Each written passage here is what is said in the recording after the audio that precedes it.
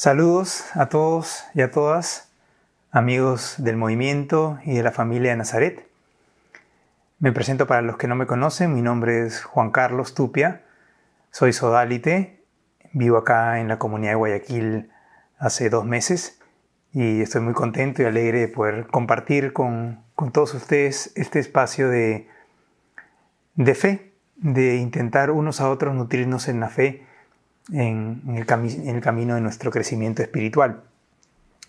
Los amigos de Familia de Nazaret me invitaron para este espacio que han querido llamar Reflexionando junto a María.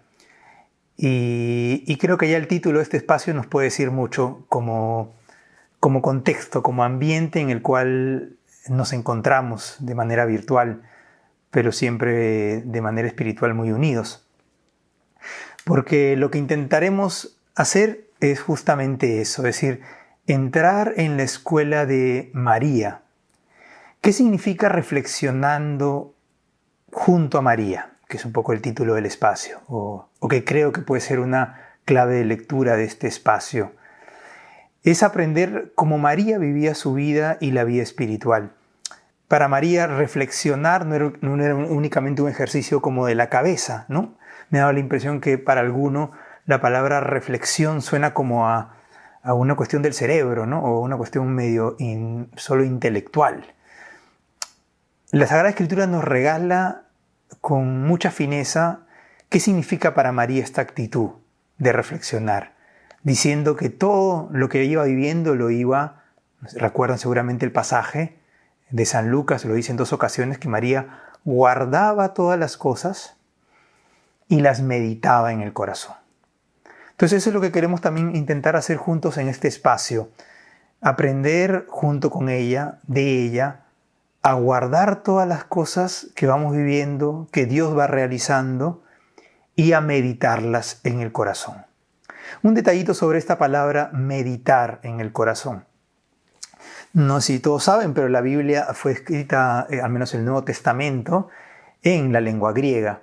Y esta palabra meditar en el corazón, que se escribe en griego simbalousa, significa como poner junto, como unir, ¿no? Como una especie de un armado de rompecabezas. Y eso creo que ya nos puede dar una clave también que nos puede iluminar en cómo aprovechar este espacio en el momento que vivimos. Todos somos conscientes que vivimos un tiempo aún duro, donde experimentamos el golpe, digamos, de la pandemia con todas sus consecuencias, de personas cercanas que fallecen, de que no podemos salir y todas las consecuencias psicológicas, relacionales que tiene nuestra vida. Y a veces es difícil ver la unidad en medio de todas estas cosas. O sea, ¿qué está pasando, no? Alguna me decía, esto genera a veces una sensación de confusión. Y creo que la confusión es como a veces falta de unidad, es decir, no ver cuál es el sentido de esto. Y entonces, pues, meditar con María es intentar ir captando la unidad de las cosas. Y la unidad que no la damos nosotros porque se nos ocurrió una idea interesante que une todo, sino que la unidad solo la da el amor. Y el amor en este caso de Dios Padre, Hijo, el Espíritu Santo. Entonces, para resumir, guardar y meditar en el corazón es esta actitud mariana de intentar ver la unidad que la da el amor en medio de lo que vamos viviendo, sea incluso algunas veces duro, exigente, desconcertante. Y hay otro contexto más también de estos puntos que ahora compartimos, de este reflexionar junto a María, que es el contexto de este mes. Es decir, los amigos de Familia de Nazaret han querido iniciar esto en el contexto mariano. Estamos iniciando mayo, mes por excelencia mariano. Recordamos que hacemos memoria de la aparición de la Virgen Madre a los pastores en Portugal y todo lo que eso significa. Y seguramente para cada uno de ustedes debe tener memorias, recuerdos muy bonitos. Entonces estamos en este contexto de un mes mariano, el contexto de querer retomar el rezo del rosario, que también es uno de los deseos de Familia de Nazaret como una experiencia de iglesia, de movimiento, de reunirnos en torno a María. Y por tanto creo que es un mes de mucha memoria. No mes de mayo, mes mariano, mes de memoria de la acción de María. Y Y creo que también es importante como colocar bien este mes mariano. Es decir, cuando un cristiano intenta mirar a María, intenta contemplar su misterio, ¿qué hace? Alguien puede decir, es como evidente. Yo creo que no es necesariamente tan evidente. Me da la impresión que a veces tendemos a ver a María como una especie de heroína, ¿no? Es decir, una especie de superestrella, no sé si llamarlo, digamos, llena de cosas buenas, de virtudes, que hizo todo bien y que tenemos que intentar imitarla. Pues sí, sí y no, porque creo que María nos da la clave para acercarnos a ella, porque es lo mismo que ella hizo consigo misma. ¿Se acuerdan cuando va a visitar a la prima Isabel y cuando habla de sí misma, qué dice? El poderoso ha hecho obras grandes por mí. Creo que también se podría decir en mí. Es decir, cuando los cristianos contemplamos el misterio de María en este mes de mayo, ¿qué contemplamos? Las obras de Dios, o sea, lo que Dios ha hecho en ella y lo que Dios también puede realizar en cada uno de nosotros. Y se dan cuenta, eso nos ayuda, ¿no? Porque nos saca de pronto de un egocentrismo, de una perspectiva meramente de ver virtudes o vicios, sino sobre todo ver lo que Dios está obrando. Lo que Dios ya obró en María, que es una cosa grande, hermosa. Y al rezar el rosario también podemos recordar lo que sobre todo es una obra de Dios, no es que María sea por ella misma, ¿no?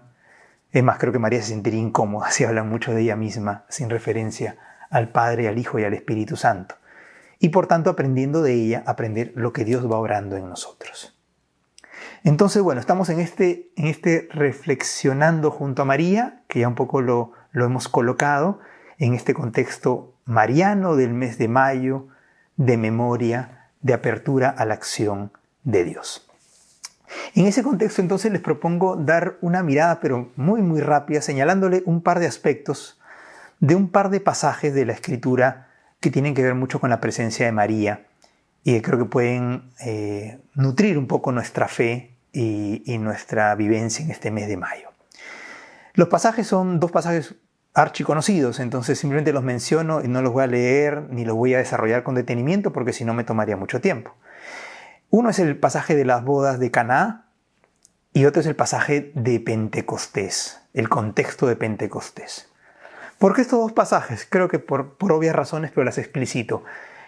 La boda de Caná es un pasaje en torno a justamente al matrimonio, a las bodas, muy vinculado a la experiencia de la familia, por tanto muy cercano a todos ustedes, ¿no? En el sacramento que han recibido y que son. Y el contexto de Pentecostés porque es justamente lo que estamos viviendo todos como iglesia, ¿no? Estamos en la Pascua, caminando hacia Pentecostés que ya viene dentro de unas semanas, con ese contexto de preparación, de ir disponiendo el corazón para la venida del Espíritu Santo en torno a María. Entonces creo que son como dos puntos de referencia que nos pueden orientar. Entonces digamos, repito, dos o tres cositas con respecto a estos pasajes en esta perspectiva familiar, en esta perspectiva de retomar el mes de María, de aprender de María, de entrar en su escuela. Sobre el pasaje de Caná, que ya sabemos un poco todos el contexto, yo solo quisiera señalarles un aspecto que creo que puede orientar también el modo como nos acercamos a María, cómo ella intercede por nosotros y cómo de pronto también tener esa actitud en el rezo del rosario que Dios quiera retomar en este mes de mayo. Sabemos en un momento, viene esta famosa frase de María que es un universo de sentidos muy bonito, ¿no? Ante la escasez de vino en la fiesta, con todo lo que significa, digamos, en un contexto de bodas, en un contexto judío, María se acerca a Jesús y le dice, no tienen vino. Y quisiera detenerme en esta frase, que son 3 palabras, pero con una profundidad infinita. O sea, de verdad que podríamos quedarnos acá contemplándola mucho, mucho tiempo. Porque nos habla de esta actitud mariana, pero intentemos leerla simbólicamente. ¿Qué quiero decir con esto? Es decir, que esta palabra tiene muchas capas de sentido y de profundidad. Lo primero que podemos rescatar es que María está atenta a las necesidades de nosotros, de sus hijos, de la iglesia en general. Pero ¿qué significa el vino? ¿Qué significa no tienen vino? ¿Qué está pidiendo María? Esa es la pregunta que quisiera como sembrarles en el corazón. ¿Qué está pidiendo María? ¿Cómo entrar en su pedido? Porque nuestras necesidades son múltiples. Como el vino expresa múltiples cosas. Para empezar, es una necesidad muy concreta, como pueden ver. Es decir, es una fiesta y si no hay vino, pues todos se han estado en una fiesta donde seguramente no hay vino. O se acabó el trago, como dirían en algunas latitudes. Es decir, pues a uno lo deja como a medio camino. Ese es un sentido, de pronto una necesidad doméstica, cotidiana, contextual, no sé si me explico. Todos ustedes seguramente están repletos de necesidades cotidianas y todos la tenemos y pedimos a veces por ella.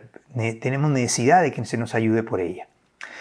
Pero quisiera señalar una cosa que no es tan evidente, que en la Sagrada Escritura el vino es símbolo no solo de una cosa cotidiana o de una bebida para compartir un almuerzo o una fiesta. El vino es símbolo también de la alegría, de la presencia de Dios y, para nuestra tradición cristiana, aún más. Es símbolo de la vida misma de Dios. Repito, el vino como símbolo de la vida que Dios mismo nos comunica, nos quiere comunicar. Es decir, símbolo de una persona, que es Cristo mismo. Lo digo incluso con más precisión, símbolo de 3 personas, el Padre, el Hijo y el Espíritu Santo. Lo sabemos en la Eucaristía, es la presencia sacramental de Cristo. Entonces, si vamos por ahí, vamos dando cuenta que estamos entrando en un terreno como más profundo. Y que también este pasaje como familia nos enseña a aprender a pedir. Aprender a pedir como María pedía. Y María no solo pide para que, digamos, se solucionen nuestros problemas, es decir, que se acabe el confinamiento, que, no sé, pues que haya un poquito más de platica, que se reactive la economía, que al próximo presidente le vaya bien. También hay que pedirlo. Pero también nos enseña a pedir algo más profundo, que es que Dios mismo venga.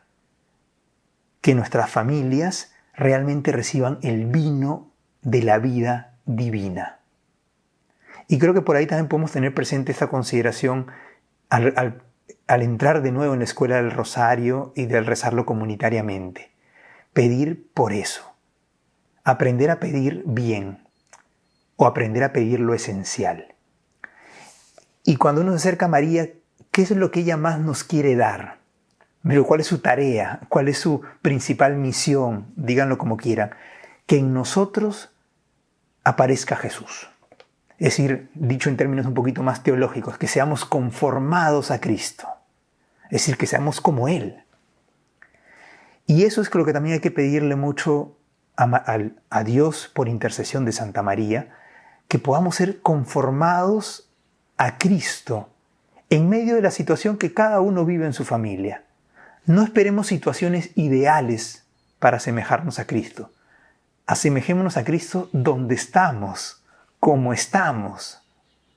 Ese es un gran arte espiritual que a veces podemos olvidar, ¿no? Que en este tiempo de pandemia, de confinamiento, de dificultad de pronto, sea ese el escenario de conformación con Cristo. Sabemos que María sabía de dificultades, ¿cierto? Ustedes son más conscientes que yo. No le tocó una vida fácil, no le tocó una vida ideal, le tocó ir de acá para allá, le tocó salir corriendo a Egipto porque mataron a todos los niños que tenían menos de 2 años. Imagínense ese contexto. Y en medio de eso, ella aprendió a ir leyendo las cosas de modo espiritual. Es decir, a ir viendo la acción de Dios en medio de ello. Repito, o más que repito, voy al contenido fundamental para que no se enreden por allí. Aprender de Caná a pedir con María. Aprender a ver nuestras necesidades, no solo inmediatas, también esas, sino las más profundas. Es decir, de pronto una pregunta que podemos hacernos en este mes es, ¿qué es lo que más necesito para conformarme con Cristo? ¿Qué es lo que más necesita mi familia para asemejarse a la familia de Nazaret? Y de pronto ahí nuestras necesidades comienzan a cambiar un poquito. Entonces, Caná. Y de ahí vamos haciendo como una parábola, ¿no? Como una especie de movimiento hasta Pentecostés, que es la otra fiesta importante que tiene un color mariano, ¿no? Alguien me preguntaba, y con justa razón, decía, Juan Carlos, pero Pentecostés, ¿qué tiene que ver con María? Porque yo leo acá la Biblia, el capítulo 2 de los Hechos de los Apóstoles, que narra Pentecostés y no aparece la Virgen. Entonces uno dice, ¿qué tiene que ver la Virgen? Buena pregunta. Si van un poquitín más atrás en la Biblia, es decir, unos párrafos antes, en el capítulo 1, versículo 12 en adelante, se dice, ¿no?, que los apóstoles, después de que Jesús ascendió a los cielos, estaban reunidos y se nos regala esta descripción de la comunidad cristiana, un versículo. Todos ellos perseveraban en la oración con un mismo espíritu, en compañía de algunas mujeres, de María, la madre de Jesús, y de sus hermanos. La tradición de la Iglesia ha vinculado mucho esta escena que les he descrito con Pentecostés, o sea, como si las vieran unidas. Tanto así que la iconografía cristiana, ¿se acuerdan? Esas imágenes que se hacían con mosaicos o con pinturas, desde muy antiguo, siempre graficaban en la escena de Pentecostés a María en el centro y a los apóstoles alrededor con las llamas de fuego. Incluso, no sé si alguien vio por acá, por la zona del barrio, en la iglesia de Ordesa, si entran acá en la redonda, al fondo a la derecha el vitral es un vitral de Pentecostés. Y adivinen a quién se encuentra en el centro del vitral. Bueno, ahí dejo la publicidad para que vayan a visitar. Es decir, siempre la tradición ha vinculado Pentecostés a la presencia mariana en medio de los apóstoles, con estos rasgos que se dan, miren qué bonitos, ¿ah? Perseveraban en la oración, con un mismo espíritu, en torno a María. Y de alguna manera yo creo que están como describiendo que es un rosario, ¿no? Es decir, o que está llamado a ser, ¿no? Una perseverancia en la oración como iglesia, con un mismo corazón, un mismo espíritu, en torno a María. Falta el detalle importante, ¿cierto? Pidiendo, ¿se acuerdan? El vino bueno. ¿Qué es el vino bueno? La persona del Espíritu. Entonces miren lo bonito, vamos complementando elementos, ¿no? Los cristianos, cuando nos juntamos a orar, a rezar y a pedir, en primer lugar no pedimos algo, sino en primer lugar pedimos a alguien. Eso es fuerte. O sea, nosotros cuando pedimos ante todo y en primer lugar la persona del Espíritu Santo. Y eso es lo que nos enseña María. Esa es la escuela de María, porque esto que estoy diciendo nadie lo conoció mejor y nadie lo experimentó mejor que la Virgen Madre, porque ella recibió a la persona de Cristo por obra de este Espíritu. Entonces, aprender también de este Pentecostés, esta actitud de pedir la persona del Espíritu. No solo sus dones, porque algunos me hablan, los dones del Espíritu Santo, pero nosotros primero pedimos la persona del Espíritu. Y la persona del Espíritu nos comienza a llenar de sus dones, ¿no? Pero para nosotros los dones son muy poco. Nosotros pedimos, repito, a alguien, que es la persona del Espíritu Santo. Y es la gran gracia de la Pascua.